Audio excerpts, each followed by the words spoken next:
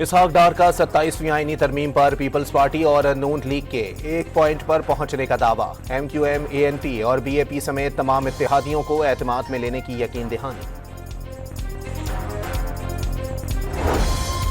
ICC की जानिबदारी, खेल में सियासत लाने वाले भारतीय कप्तान सूर्य कुमार को सिर्फ जुर्माना लगाकर छोड़ दिया।